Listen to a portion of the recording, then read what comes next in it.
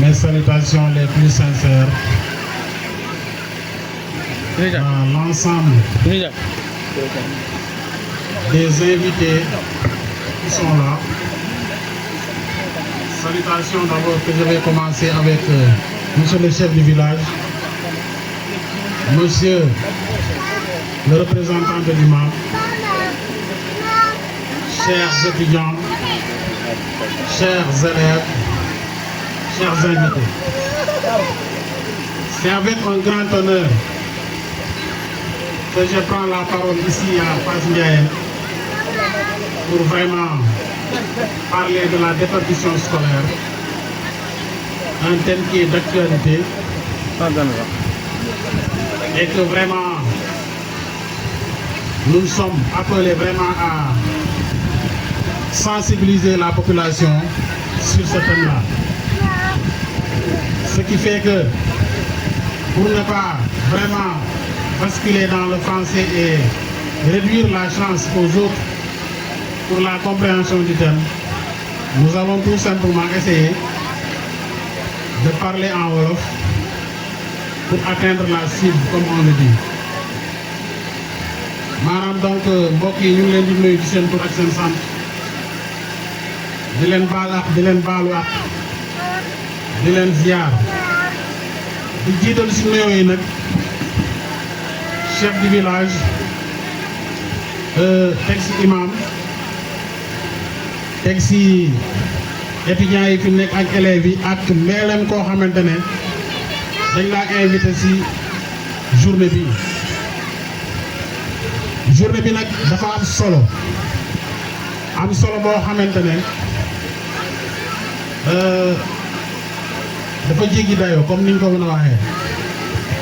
parce que liñ fiy waxtaanee tey dafa doon avenir u dëkk bi, avenir u Sénégal muy njàng ak njàngale. ci biir njàng ak njàngale bi nag dafa am benn thème bu sensible boo xamante ne mooy bloqué lu bëri ci njàng bi ak njàngale bi muy déperdition scolaire. bu ngeen déggee déperdition scolaire mooy teel a bàyyi jàng yi nga xamante ne xale yi ñu ngi koy teel a bàyyi jàng. mu doon phénomène boo xamante ne jaaxal na ñëpp parce que li koy wund mooy lan mooy tax xale yi di teel a bàyyi jàng. ak teel a bay jàng yooyu lan lay jur ëllëg foog naa ne bu ñuy jàngatee loolu ba pare danañ si mën a wut ay solution maanaam ay saafara yooyu nag mooy tax vraiment ñu jëmal éducation bi ci kanam comme ni ñu koy waxee rek dañuy commencer d'abord par définir lan mooy déperdition scolaire. maanaam déperdition scolaire niñ koy waxee niñ koy définir xaw naa wuute mais liñ si mën a jàpp mooy. déperdition scolaire balaa ñu koy mën a wax rek mu doon koo xamante ne dafa entamé benn processus ci éducation bi te eggalu ko mu bàyyi processus boobu mooy tey njàng ak njàngale Sénégal état bi dafa am nu mu ko normé. maanaam da ko xaaj ñetti xaaj muy le cycle fondamental bi ñuy naan préscolaire ak élémentaire ak le cycle moyen secondaire et technique mooy collège lycée ak enseignement technique et formation professionnelle ak le cycle universitaire mooy université bi nga xamante ne fa la lépp frenklaayoo. ñetti pàcc yooyu nag xale bi bu ci commencé benn rek te terminé wu ko mu bàyyi jëlewu fa benn diplôme bu boobaa mën nañu wax ne déperdition scolaire am na. maanaam si misaal tey cycle primaire mooy fii Fass Ndiayène fii jardin la commencé ba CM2 élève bi mën naa commencé jardin balaa muy egg CM2 mu bàyyi. kooku amalu ko benn njëriñ parce que jëlewu fa benn lijaasa peut-être xëy na mën na lire mën na bind peut-être waaye tey buñ nee déposer leen diplôme sangam moom amul diplôme boobu foofu déperdition scolaire nga dem 3e ah 6e du moins war a dem ba 3e mooy collège nga commencé 6e balaa ñuy egg 3e nga bàyyi foofu aussi mën nañu wax ne déperdition scolaire am na parce que foofu aussi cycle ba nga entamé jëlee woo fa dara ci diplôme. nga demaat ba 3 secondes war a dem terminal jëlee woo fa diplôme encore ba léegi déperdition scolaire même université sax dañ koy wax déperdition scolaire parce que université mooy former les grands cadres tey maanaam kilifa yu mag yi nga xamante ne ñoo ŋànk dëkk bi boo entamé université soit avec le système LMD bi nga xamante ne yéen ma ko gën a xam mën ngaa débuter sa licence balaa ngay pare nga bàyyi wala sa master balaa ngay pare nga bàyyi wala sa doctorat boobu ba léegi mën nañu wax ne am na déperdition scolaire waaye loolu yëpp nag dafa fekk ne déperdition scolaire bi lii tax xale yi bàyyi moom la ñu war a càmbar d'abord dafa am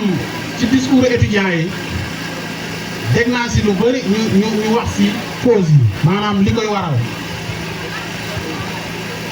bu njëkk pauvreté da ko doon waral maanaam ñàkk doole nga commencé jàng sa papa ne la man aw ma jënd mënuma jënd kaye mënuma bind fay inscription wala mënuma def lii mënuma def laa boromam découragé bàyyi mën na doon aussi ay conditions yu métti condition de travail bu métti parce que tey élève bi nga xamante ne mu ngi war a jàng Bamba Thialène wala mu war a jàngee feneen war a daw 7 kilomètres par jour aller ak retour muy 14 kilomètres xale bu dëgër bu wér moo ko mën chaque jour nga def 7 kilomètres aller 7 kilomètres retour muy 14 kilomètres par jour il faut être endurant pour le faire et il faut être en bonne santé aussi pour le faire conditions yooyu mën na tax élève bi découragé bàyyi ak yeneen condition côté jigéen yi mooy lan teel a maye xale yi aussi da koy waral am na ay élèves yoo xamante ne dañuy commencé jàng seen parents gis nañ njàng mi daal vraiment bëri nañ tolof te mooy loolu gis nañ benn Samba Ndiaye bu nekk à côté yor na xaalis ñu ne ko léegi sama doom bàyyi noonu mën naa la ko may loolu aussi day gàllankoor njàngu xale yu jigéen ñi ak aussi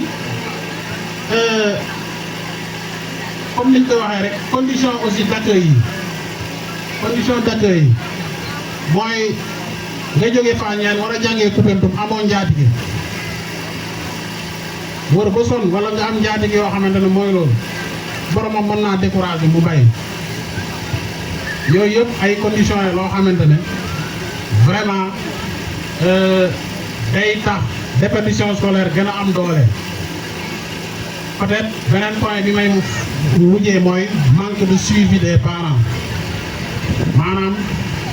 du dugal naa sama doom école rek nga bàyyi ko ak sagoom déedéet parent bi élève boo ko dugalee école del saytu ndax mu ngi dem école del saytu ndax mu ngi fay def lañ ko sant boo toogee 1 mois 2 mois nga dox ba sa collège ba nga laaj surveillant bi nag sama boy bi moom ndax mu ngi góorgóorlu mu ne la moom de jàmbaar la mu ngi ñëw vraiment te mu ngi liggéey bu fekkee dawkatu jàng la parce que am na ay dawkatu jàng si élèves yi de am na ñoo xam ne dañuy xëy ne dañuy dem jàngi Bamba wala feneen buñ demee dugg ruq jàddu koñ bu boobaa da nga xam ndax day jàddu koñ wala jàddu koñ loolu mooy suivi des parents suivi aussi bu manqué day favoriser la déperdition scolaire conséquences yi ñun ñëpp xam nañ ko maanaam li may jur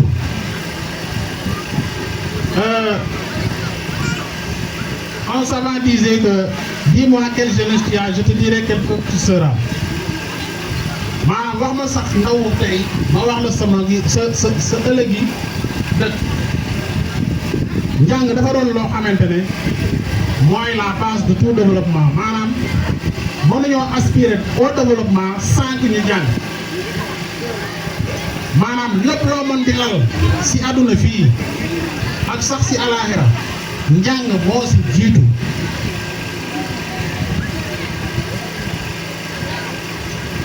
tey pour nga doon commerçant bu mag il faut nga jàng mën a lire mën a bind pour nga doon baykat bu mag sax il faut nga jàng xam li ngay utiliser li ngay bay même pour nga doon sàmmkat bu rëy il faut nga jàng pour mën a xam feebar yeeg mën a xam lan mooy saafara yeeg donc njàng mi moo jiitu ci lépp d'abord balaa ngay wax len da ngay jàng d'abord bu loolu weesoo damay dugg un peu ci diine bi nga xamante ne moom la ñuy jëfee muy diine islam dama koy wax à chaque fois ma ne leen misaal yi yàlla subhaanahu wa taala def na lépp jox nañu lépp dañu war a xam suurat bi njëkk a wàcc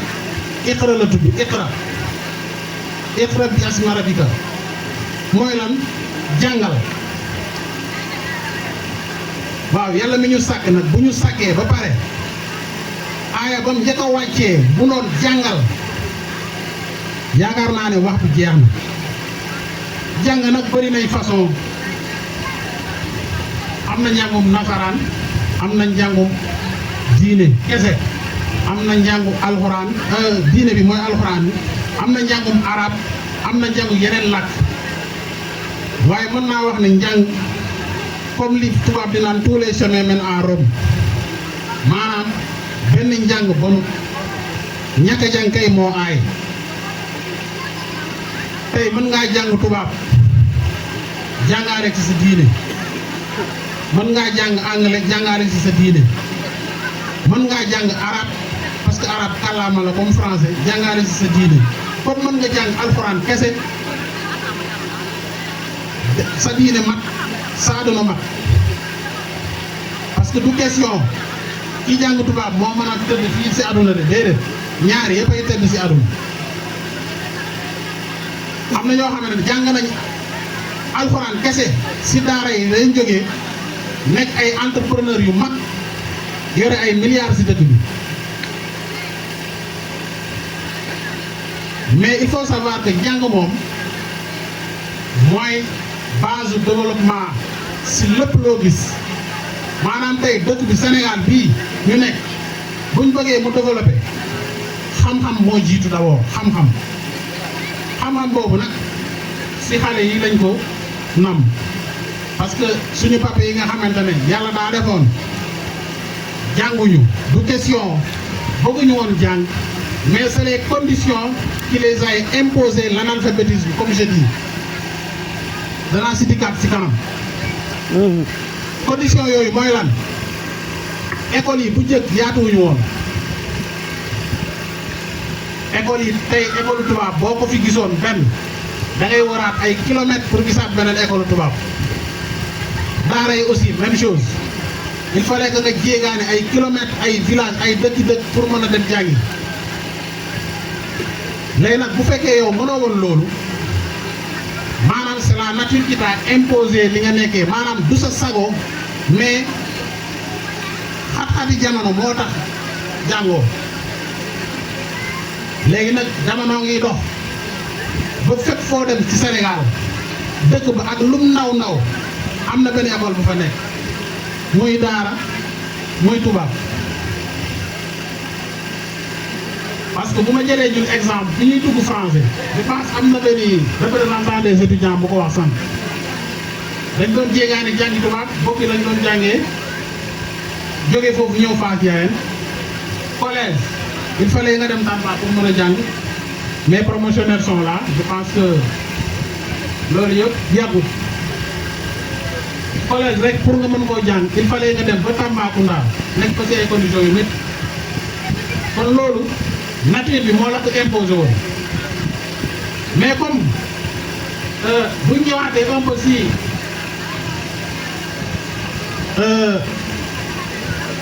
le rôle de l'État dans tout ça maanaam nguur bi nga xamante ne moo yilif ñëpp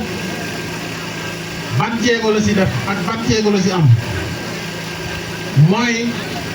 d'abord l'éducation est un droit njàng sañ-sañ la si ku ne am nga sañ-sañ dem école jàngi et l'État a l'obligation de garantir cette éducation là état bi si boppam moo am nuñ koy waxatee sas boo xamante ne dañ ko koy sas fépp fu école war a nekk mu def fa école fépp fu jàngalekat war a dem bu yóbbu fa jàngalekat c'est ça le rôle de l'État état bi nag vraiment bu ñu xoolee un peu l'histoire def nañ ay jéego yu bari parce que comme ni ma ko waxee sànq foog naa duñu ay mag noonu bi ñuy jàngee Tamba yàggut mais tey ñaata collège ñoo nekk fii si gox bi bari na primaire moom dëkk boo dem am na primaire kon déjà foofu moom état baa ngi def effort waaye nag comme li ñuy naan ndimbal na ciy fekk loxoy boroom état bi andil la école la mën andil la ay jàngalekat état bi andil la ay école la mën andil la ay jàngalekat li des nag parent bi la ak élève bi yow élève bi buñ la dugalee école nga bañ a jàng sa papa bàyyi la si wala sa yaay bàyyi la si état bi lu mu si mën dara yow yaa opté bañ a jàng te loolu yëpp pertement la conséquence yi mooy pertement la si investissement bu yàqu la maanaam classe bi ñuy tabax ay millions lañ si def enseignant bi ñu affecté fii nii chaque mois ñu fay waaw résultat nag après zéro kooku pertement la élève bi au moins lu mu dee war naa mën a jàng ba am ay lijaasa yooyu moo koy jàppale ëllëg bu ñu nee liggéey bu ko intéressé mu déposé jonganteeg ñoom bu ko yàlla wërsëgalee mu am liggéey commencé liggéey yore njabootam parce que comme li ñuy wax nag du ku nekk ku jàng rek am liggéey déedéet waaye mën ngaa jàng ba mënal sa bopp def sa formation ba mën a demal sa bopp bëri na fi wala au moins nga jàng ba am say lijaasa am foo xamante ne mën nga faa jëfandikoo def sa entreprise bopp di liggéeyal sa bopp boo yore entreprise bu rëy di embaucher ñeneen loolu yëpp mën naa nekk mais nag la plupart damay dégg des fois nit ñi di naan jàng bi léegi de amul njëriñ parce que da ngay jàng ba pare nekk fii di taxawal ak ma koy déglu bëri te xamuñu ne taxawaalu boobu gars yi di def taxawaalu ak ay lijaasa moo gën di taxawaalu sans lijaasa un de nos professeurs loolu la ñu doon wax bi ñu nekkee lycée di jàng mu ne ñu quand il faut chômer avec les diplômes un jour viendra vous allez laisser le thé que vous êtes en train de prendre dans les coins pour aller faire autre chose et c'est la triste réalité yore say diplôme di naan caayal si ruq bi moo gën yore woo diplôme di naan caayal si ruq bi parce que benn jour dañuy xëy rek ñu ne la def de saa waay dem na embauché nañ ko feneen waaw parce que moo toogoon waaye daa am lu mu toogaale woon yow mi nga xam ne toogaale woo dara nag sa affaire dana naqaree rek lijjante de loolu mooy différence et comme je l'ai dit aussi éducation droit la pour xale yi maanaam xale boo gis dafa am sañ-sañ dugg école parent bu juddu doom nag tere ko sañ-sañam yaay salfaañe ak yelleefam te ñun état du Sénégal daa am lu tànk éducation maanaam l'état si boppam moo jël éducation mu def ko priorité maanaam balaa ngay naan ne fa état nee na balaa muy def dara mu former d'abord ses citoyens surtout les enfants et il y a ce qu'on appelle une loi d'orientation boo xamante ne une loi d'orientation mooy lan mooy jubluwaayu état bi la état bi lim nam ci citoyen sénégalais da koo tënk si benn loi d'orientation bu ñuy naan la loi 91-22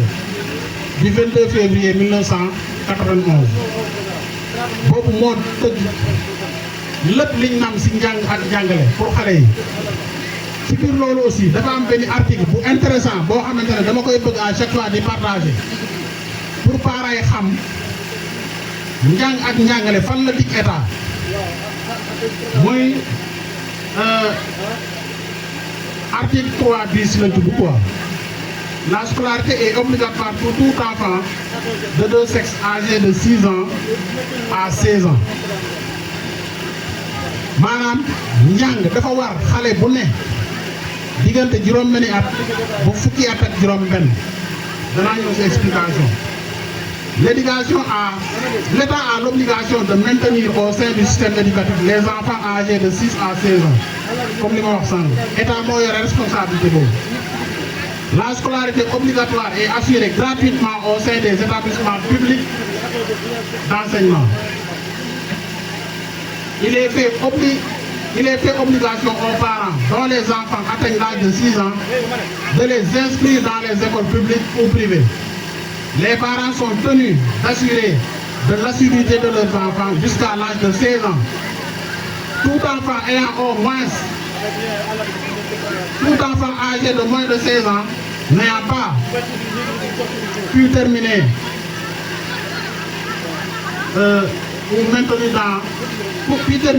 est maintenu dans l'enseignement général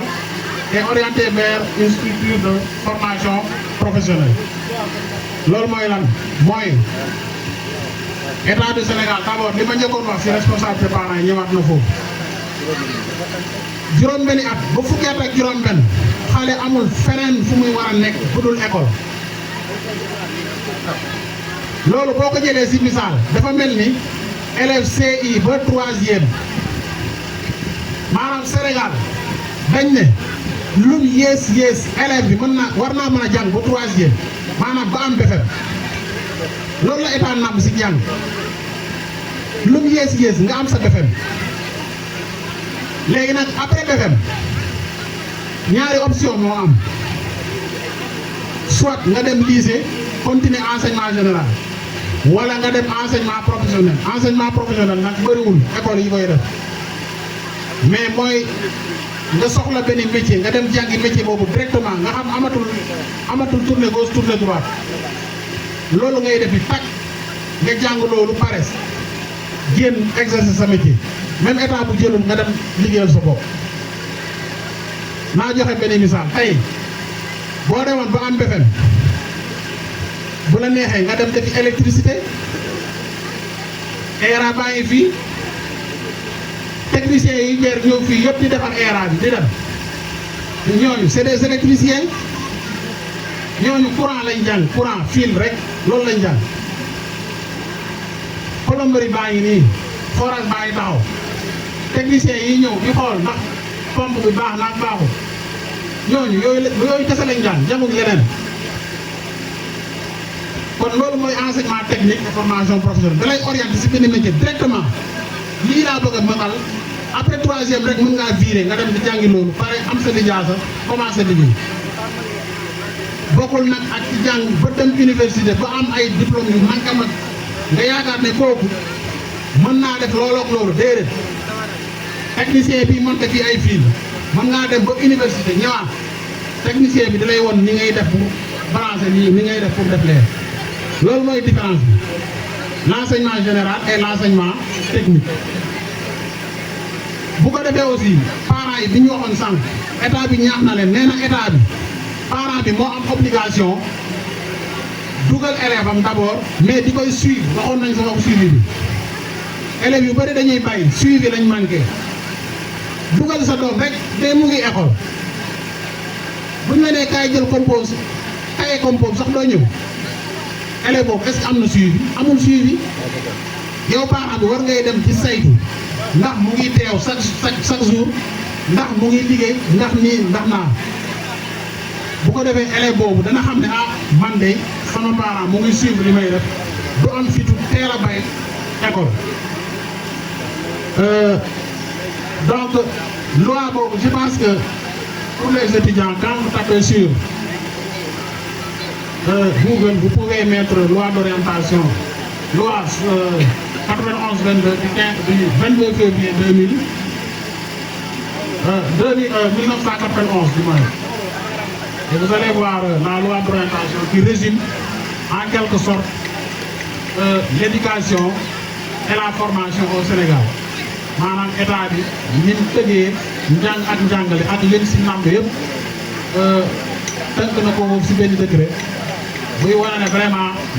l'éducation est une obligation na parents yi xam loolu. te aussi xale yi déperdition bi bëri na te déperdition vraiment day bloqué effort yi nga xamante ne état def na ko muy effort financier muy effort lépp lu mën rek kon bu ko defee dañuy jéem a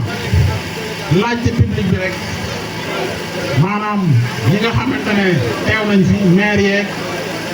yeneen jeunes yi fi nekk ñu wax ñu un peu seen xalaat ci déperdition scolaire parce que je veux que aussi vraiment le débat soit interactif bu mu doon débat boo xamante ne conférencier day wax rek ñu fermer page bi déedéet il faut ñu revenir un peu sur lan moo ko waral ban importance wala ban gàllankoor lay indi ëllëg ñaaxaat élèves yi ñu muñ xam ne jàng ak coono ñoo ànd jàng àndul ak nooflaay ñun ñii je pense que monsieur Faye est là près de moi c'est un surveillant et le parrain aussi n'est pas là mais je le salue de passage mooy Mamadou Sène l'adjudant des douanes qui est le parrain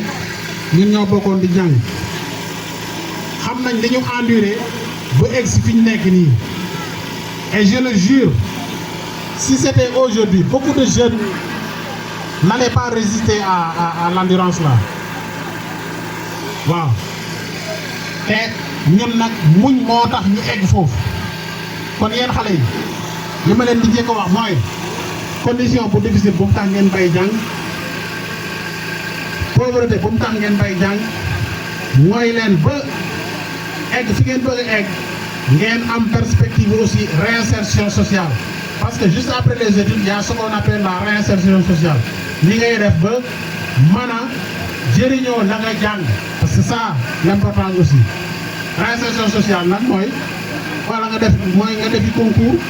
jàll dem commencé liggéey wala comme ni ma ko wax sànq nga entreprendre defal sa liggéeyu bopp loolu yëpp si xam-xam la tegu kon bu ko defee on va essayer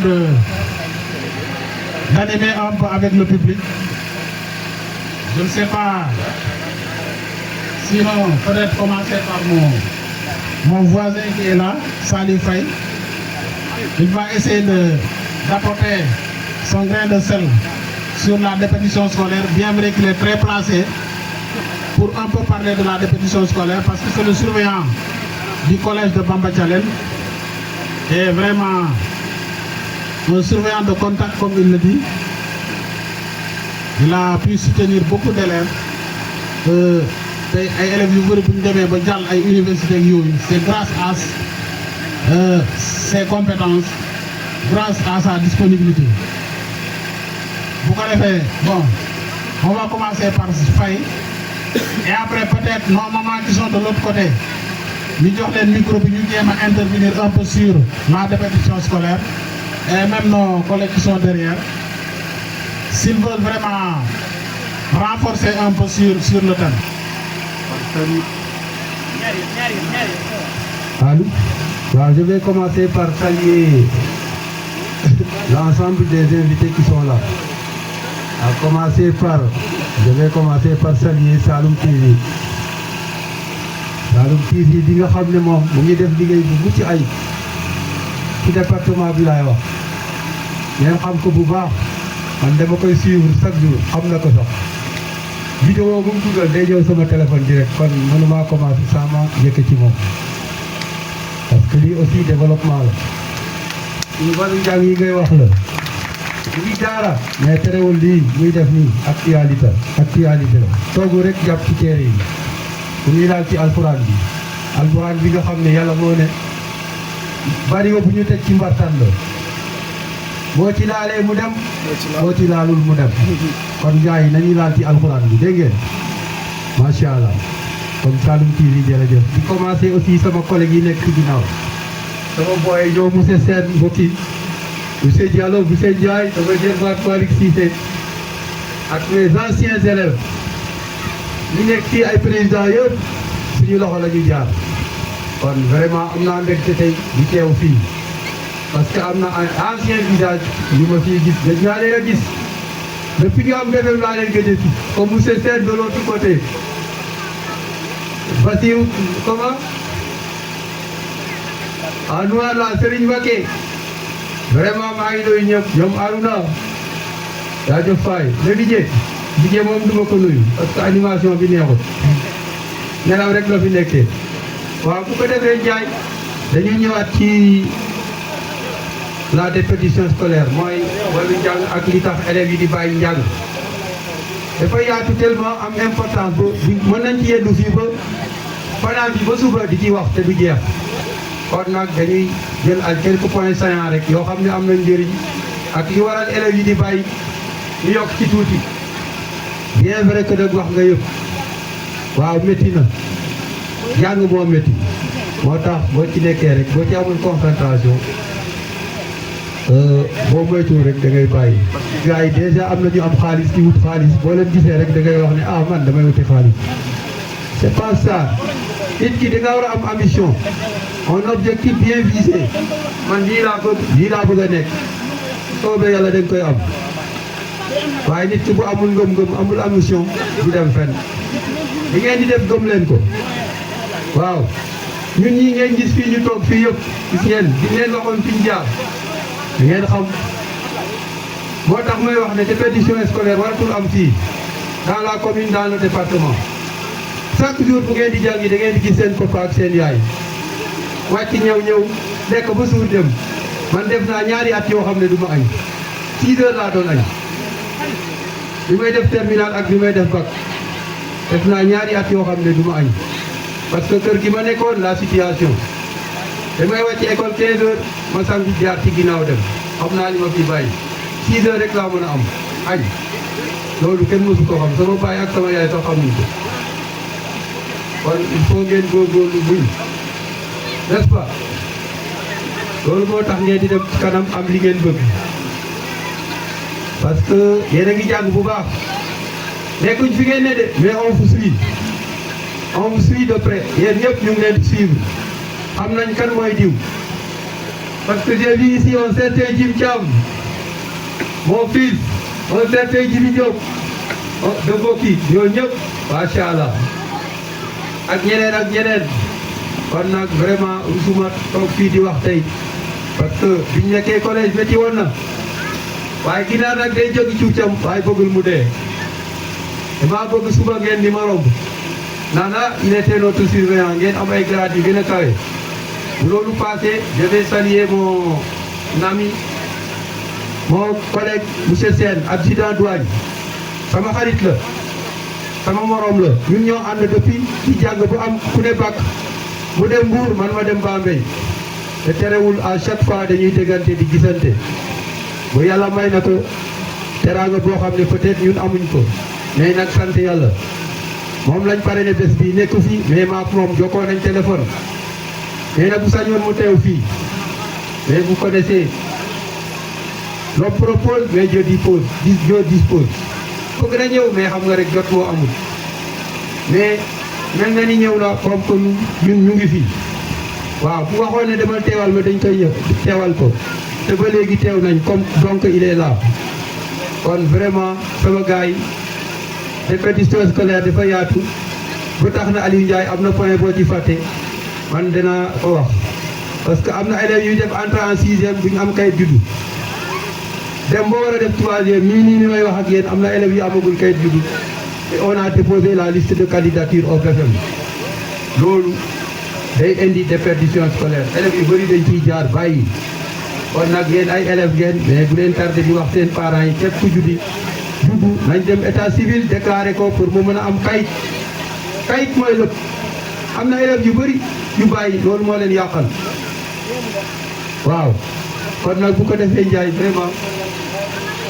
on va se limiter ici ñu bàyyi ñeneen ñi ci ginnaaw peut-être bu ñu amee lu ci sànni ñu sànni rek voilà on continue.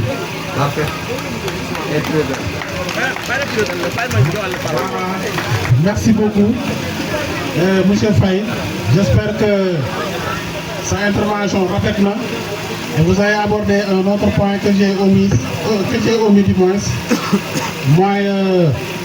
le manque d'état civil maanaam ñàkk kayit juddu yi. C'est vrai que système bi daa changé léegi parce que primaire am nga juddu amoo juddu mën ngaa def examen waaye nag si kanam la lay xaar élève bi nga xamante nag déclaré wuñ ko muy dem ba troisième ñu ne ko kayit juddu mu ne amul kooku njàngam mën naa jaar foofu yàqu te bu boobaa vraiment si foofu parents yi lay nekk kon côté boobu aussi vraiment parents yi nañuy jàppale xale yi pour ñu mën a am kayit état civil. kon bu loolee weesoo damay jox le modérateur mu jéem a xool quelques intervenants yoo xamante ne dañoo bëgg a intervenir un peu sur le thème la répétition scolaire. Alors merci beaucoup donc encore une fois monsieur Ndiaye. waa di leen ñaan ngeen tàccul monsieur Ndiaye vraiment ci présentation bi nga xam ne moom la def aujourd'hui. voilà vu que le temps nous est un peu compté xam naa damay bañ a dafa ko résumer léegi jox les différents intervenants ñi nga xam ne bëgg nañ peut-être poser ay questions wala ñi nga xam ne bëgg nañ def ay suggestions ñoom ñu daal di ciy jublu. voilà donc képp koo xam ne bëgg nga poser question wala suggestion ci thème bi mën nga ñu laaj micro bi. damay annoncer en même temps que ñi nga xam ne dañoo indi seen soutien mën ngeen fi bu feneen table bi ñoo jël soutien yi. voilà donc merci beaucoup. donc balaa ñuy passé foofu j'aimerais en fait rappeler benn chose monsieur Ndiaye wax na lu am solo parce que parfois on rencontre beaucoup de cas yoo xamante ne informé wu ñu avant en attendant donc ñu jox parole bi ñi nga xam ne ñoo bëgg a participer loolu amoon avant tout donc maa ngi remercier encore ñi nga xam ne ñoo indi seen soutien monsieur Diallo boobu vraiment kontaan nañ gis nañ sa loxo Assane Ndiaye le directeur de Fafiaet monsieur Boki fii moom dama ciy kontaan madame Cissé ak monsieur Cissé donc gis nañ seen taxawaay si kii bi ak monsieur Diop donc monsieur Sène wax nañu ne dafa am empêchement donc gis nga ngoon peut-être dina ci teew donc wasa. Étudiant à l'université Anta Diop de Dakar, doctorant également en hydrologie continentale à l'école doctorale ODEC eau qualité et usage de l'eau. Pour une petite contribution, juste pour ceux qui ont organisé cette journée, je voulais les rappeler que les journées culturelles également sont une occasion de rendre hommage parce qu'il y a quelque temps, beaucoup de jeunes quittaient Fass Ndiayène pour venir vraiment à Fass Ndoumbelane ou à Bamba Thialène pour vraiment faire leurs études. Donc c'est une occasion aujourd'hui pour rendre hommage aux hommes et femmes engagés d'hier qui se sont vraiment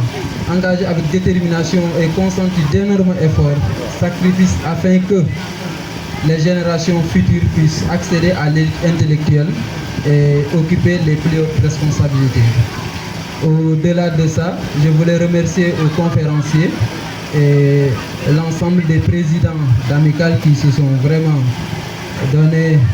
des contributions très pertinentes. Pour rappel également,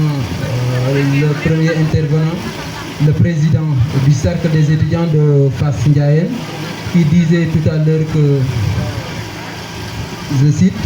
« Chers frères et sœurs, nous avons choisi les études, alors travaillons dur. » Donc ça c'est un rappel pour chacun d'ici. Chaque élève, chaque étudiant aujourd'hui, ces mots constituent vraiment un rappel que vous devez au moins engager pour travailler dur afin de représenter demain votre propre localité. Pour continuer également, je passe directement au conférencier qui a bien souligné le sens de responsabilité tout d'abord donner le rôle de l'État face à la déperdition scolaire, le rôle des parents d'élèves également, le rôle de l'école comme le rôle des élèves aussi. Face à cela, je voulais tenter de donner quelques questions aux conférenciers. Monsieur le conférencier, si vous êtes prêt. Face à la déperdition scolaire, comment répartir équitablement les responsabilités entre l'État, les parents, l'école et l'élève lui-même, sans dédouaner aucun acteur? Face à la déperdition scolaire, comment répartir équitablement les responsabilités entre l'État, les parents, l'école et l'élève lui-même, sans dédouaner aucun acteur? Et est-ce qu'il y a une solution collective pour ces différents acteurs? Deuxième question, l'orientation professionnelle est-elle gage pour limiter les décrochages? L'orientation professionnelle est-elle gage pour limiter les décrochages? Et enfin, peut-on considérer l'abandon scolaire comme une perte individuelle ou une perte collective pour la société? Merci beaucoup.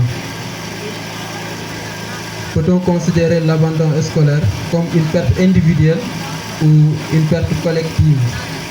pour toute la société? Merci.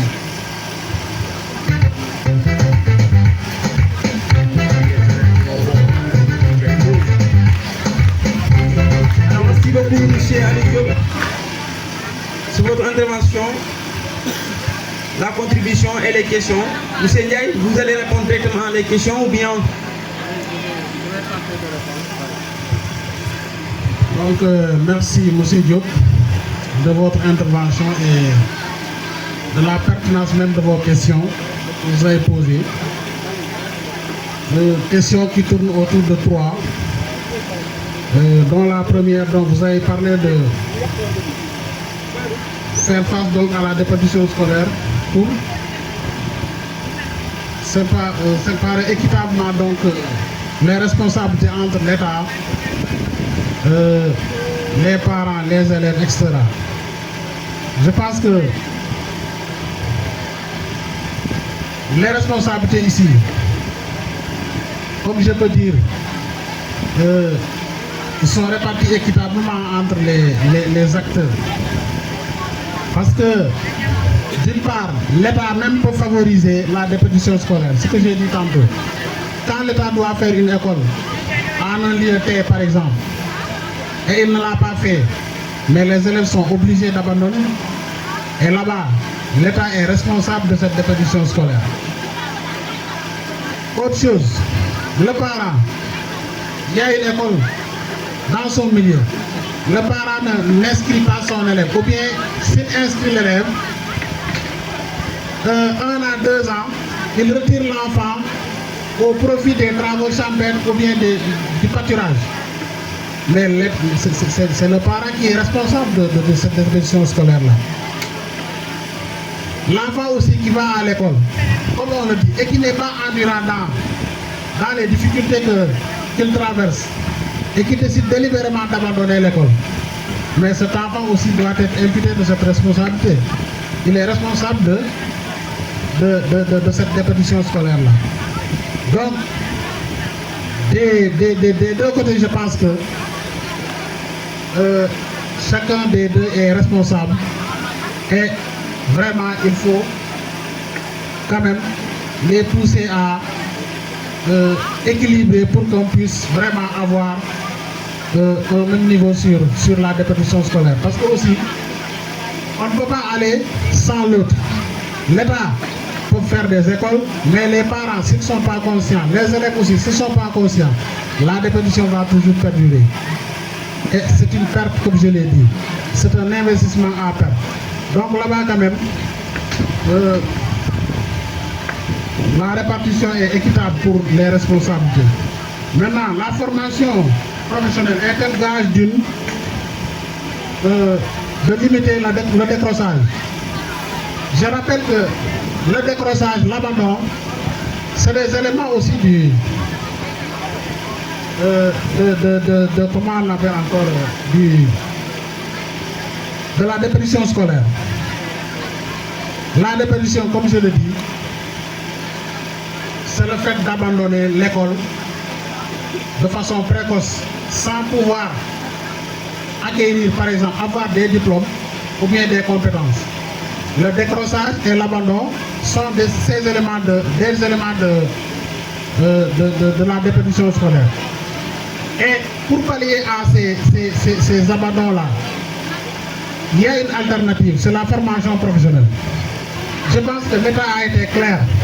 L'enseignement général, un élève qui ne parvient pas à terminer le cursus de l'enseignement général,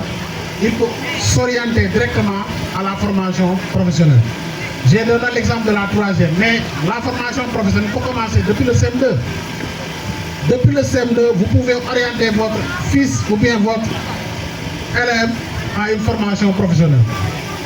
Donc la formation professionnelle demeure donc la seule alternative pour éradiquer la déperdition scolaire. Parce que même si vous continuez les études jusqu'à l'université, tant que vous n'avez pas une qualification, vous n'êtes pas opérationnel dans la vie courante. Et c'est ça le problème. Il y a beaucoup d'étudiants qui accumulent des connaissances, qui ont des diplômes, mais au finish, ils ne sont pas opérationnels dans la vie sociale. Ce qui fait que pour pallier à tout ça, il faut faire une formation professionnelle. Je pense que Cheikh l'a dit tantôt. Actuellement, quand on prend le secteur de l'informatique, ou bien même dans les autres secteurs aussi, l'étudiant, ce n'est pas parce que je suis à l'université, je suis par exemple le département des sciences ou bien de la géographie ou bien autre chose, que je ne peux pas faire une formation parallèle. Non. Vous pouvez faire une formation parallèle en informatique par exemple, être un technicien en informatique. Vous alliez ça avec votre diplôme académique, votre licence ou bien votre master ou bien votre doctorat. Dans l'avenir, ça va vous permettre quand même de mieux insérer la vie sociale. Aujourd'hui, quand vous allez déposer un diplôme à la banque pour être peut-être un juriste dans une banque, mais le juriste qui est à la banque, normalement, il a un ordinateur dans son bureau. Ou bien, si ça trouve que vous n'avez aucune compétence en informatique, mais vous limitez votre chance. C'est ce que Cheikh a voulu expliquer tantôt. On vous affecte dans un ministère. Même nous, dans nos bureaux là, nos directions là, on manipule l'ordinateur. Si ça trouve que par exemple, vous n'avez pas des compétences sur ces matières-là, vous n'avez pas des compétences sur certains domaines, mais vous ne pouvez pas exceller. Ça diminue votre chance. Donc la formation professionnelle, elle est inéluctable. Donc, forcément, il faut se former pour être au diapason. Ce n'est pas seulement aller suivre les cours magistraux ou dans les amphithéâtrales que vous êtes un bon étudiant. Non. C'est la compétence qui compte. Et cette compétence-là, on l'acquiert avec la formation professionnelle. Je pense que là-bas, l'État aussi a mis des dispositions parce que le fonds, je ne sais pas comment ça s'appelle encore, ONFP, voilà. Chaque fois on voit des appels d'offres pour l'ONFP, des jeunes âgés de tel à tel qui désirent faire telle ou telle formation, allez-y vous inscrire sur telle. Mais c'est des formations qui sont très chères. Et là-bas, l'enfant ou bien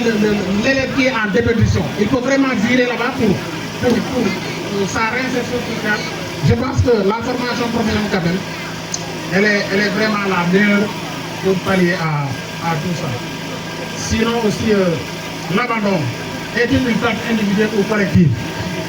Moi je dirais, elle est une perte à la fois individuelle et à la fois collective. C'est les deux à la fois. Parce que quand vous abandonnez individuellement, vous avez freiné votre avenir. Mais collectivement, si vous deviez servir ce Sénégal-là, mais vous n'allez pas servir vous-même, vous allez servir le pays, vous allez servir d'autres personnes. Un élève qui réussit à exercer une fonction, mais cette fonction-là n'est pas une fonction en soi, c'est une fonction du peuple sénégalais. L'enseignant qui délivre son cours, mais il ne le fait pas pour lui-même, il le fait pour le Sénégal. Donc là-bas, c'est une perte collective.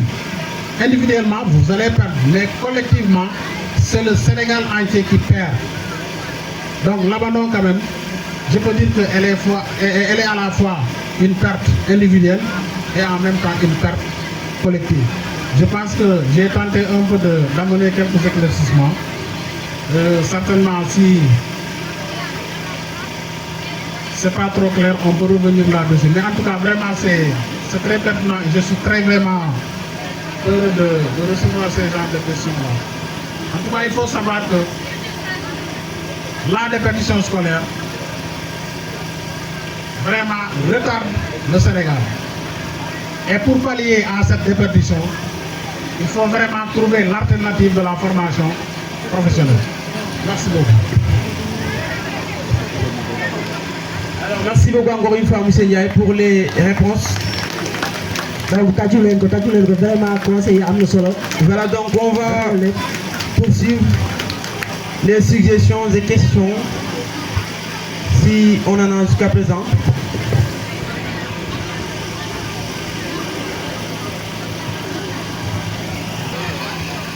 Ok, merci beaucoup, monsieur le conférencier. Je pense que votre exposé a été clair. Li nga xam ne moom la ñu war a woon ak yow def na ko. Donc avant may entrer si sama suggestion ou bien question yi nga xam ne dama koy poser, damay profiter si occasion bi pour dire monsieur Ndiaye merci. Parce que yaakaar naa ne le choix du conférencier bi ñu koy choisir en tant que conférencier déplacé wu ñu sax parce que dina koy woo man j'étais à Dakar téléphone laa ko woo ne ko monsieur Ndiaye vraiment suñu journée bi dañoo waxtaan suñu biir ñu décidé ñu trouver en conscience que ni yow la ñu choisir comme conférencier bi ma ko waxee automatiquement daf ko accepté. Pourquoi mu accepté ko parce que dafa xam ne service bi nga xamante ne mu ngi koy rendre état bi même service boobu noonu war na ko mën a rendre dëkkam. Donc c'est la raison pour laquelle mu accepté bu nekk suñu conférencier mais nekkul conférencier kese mais daf ñu accompagner moralement psychologiquement et financièrement desul ginnaaw benn yoon kon donc monsieur Ndiaye on vous dit merci. Donc merci beaucoup Mody. Ok, pour gagner le temps, donc j'ai une seule question à poser. La question est que comment l'État peut faciliter les élèves à rester dans le milieu scolaire. Parce que je pense que cette question-là, je devrais même la poser à M. Faye, parce que lui, il est un surveillant général au niveau du CM de Bamba Diallo. Il est un surveillant général au niveau du CM de Bamba Diallo. Et je pense qu'il était mieux placé pour répondre à cette question. Parce qu'il fréquente les élèves. Il connaît le problème des élèves. Donc, M. Ndiaye, vous pouvez répondre à cette question. Mais aussi, M. Faye, si vous avez quelque chose à y ajouter, vous pouvez le mettre à notre disposition. Merci. Ok, merci, M. Seram, président des élèves et étudiants de la commune de Bamba Diallo. Donc, la question est de savoir comment l'État peut faire pour maintenir les élèves à l'école, quoi. Voilà. Je pense que pour maintenir les élèves à l'école, en tout cas, il y a plusieurs alternatives. Et pour moi, je pense que l'État est toujours dans cette logique de maintenir les élèves. Mais aussi maintenir les élèves à une limite. Toute chose a une fin. Aujourd'hui, on parle de déperdition scolaire. Oui. Mais la déperdition scolaire, elle aura lieu. Li ma doon wax fee ba ne leen mënuñuy jàng ba kay déedéet mënul nekk. Un jour viendra, on va laisser les études pour aller faire autre chose. Maintenant, durant cette période-là, l'État, ce qu'il a à faire, moi, vous donner une éducation de qualité, une formation de qualité, assurer à ce que vraiment les élèves puissent accéder au savoir. Maintenant, c'est à l'élève maintenant d'avoir un objectif bien défini. Ce objectif lan la man de master laa bëgg a am bu ma amee master ma dem xooli leneen man de bu ma amee bac ma dem defi formation ma dem lu fi leneen parce que aussi quoi qu'on puisse dire diplôme yi baax nañ de waaye xaalis bi aussi si la bokk de dans ce monde-là vous avez les plus grands diplômes du monde hein et vous n'avez rien boo ñëwee si dëkk bi di wax ah kii daa bëri wax rek la ñuy wax kii wax rek lay def mais si Dieu fait que vous avez vraiment les moyens l'argent hein, avec un peu de savoir loo wax gars yi tàcc donc il faut allier les deux man je dis que étudier c'est bien mais toi l'étudiant tu te fixes un objectif bu ma eggee fii ma dem defi leneen et l'État fait des moyens pour maintenir les élèves comme je l'ai dit création école yi c'est pour maintenir les élèves à l'université système ba fa nekk actuellement c'est pour maintenir les élèves nous à notre temps on savait ce qui se trouvait à l'université ñun bi ñuy jàng université boo amul bourse amoo demi bourse toroxtaan yi nga fay nekkee il fallait être parmi les meilleurs pour avoir une bourse ou bien avoir une demi bourse point temps Abdou Diouf la woon looloo fa nekkoon maintenant Ablaye Wade ñëw à l'université mu ne boo amul bourse amoo demi bourse da ngay am aide wala du loolu la ba léegi wàññi ticket restaurant yeeg ak yeneen ak yeneen ak yeneen mais tout ça c'est pour vous maintenir à l'université essayez de le campus social là d'élargir ça ñaata immeuble lañ tabax biir université pour ngeen mën a am néeg ça c'est des stratégies pour maintenir les enfants à l'école maintenir les étudiants à l'université mais ce qu'il faut savoir les études c'est pas une fin en soi à un moment il faut savoir dire stop et faire face à la réalité de la vie sociale moi c'est ce que je dis est-ce que loolu laa gëm parce que répétition li ñuy wax répétition de mais ku fiy jàng ku ne yàgg-yàgg da ngay bay jàng boo bàyyi jàng nag lan ngay def da nga koy waajal mais boo ko waajalul ah nga ne ci boobu finalement nga bay kare na rek ngay def amoo formation professionnelle boo xamante ne elle est qualifiante mën nga jéggi-jéggi demal sa bopp Cheikh laa di quand tu es un informaticien même si l'État ne te prend pas mais tu ouvres ton atelier xëy na fii la mais en ville mais les informaticiens là ils font du bon travail sa ordinateur bu paanee nga ñëw mu defaral la maintenance et puis y a beaucoup de choses yoo xamante ne loolu amul dem te ñëw dañ koy mokkal di exercer di fayeeku lu la neex man mii doon directeur d'école sama ordinateur bu paanee ma aw ma si xam-xam informaticien laay wuti ak leneen yow mi tabax sa kër plomberie bi am problème yow mënoo ko defar nooy def plombier ngay wuti sa électricité boo bëggee installer sa kër nooy def doo wuti électricien mais tout ça c'est des métiers donc la jeunesse là l'État comme je le dis il fait le maximum possible pour vous maintenir à l'école